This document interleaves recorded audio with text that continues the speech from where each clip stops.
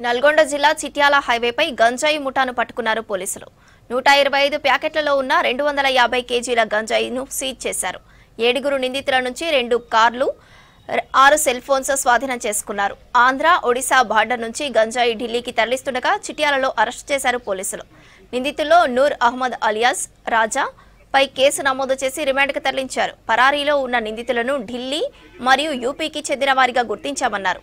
Chityal circle ఆఫీస్లో CI Nagaraju, SI రవికుమార్తో కలిసి కేసుకు సంబంధించిన వివరాలు వెల్లడించారు నల్గొండ డీఎస్పీ శివరాన్ రెడ్డి.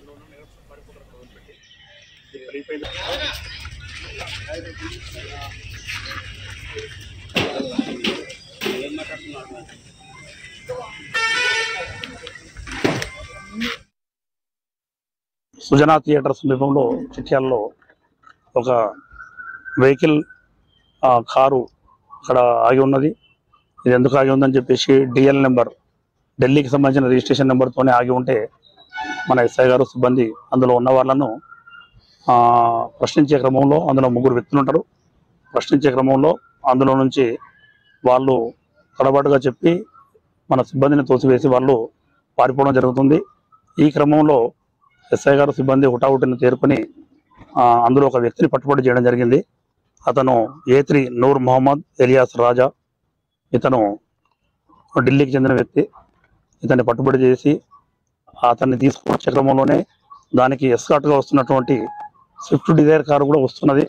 మా సిబ్బంది కూడా వెంటనే వారిని కూడా చేజ్ చేస్తూ లాఠీతోని ఆ కారు పైన కొట్టగా దాని వెనక బ్యాక్ సైడ్ అద్దం పెరిగిపోవడం జరుగుతుంది.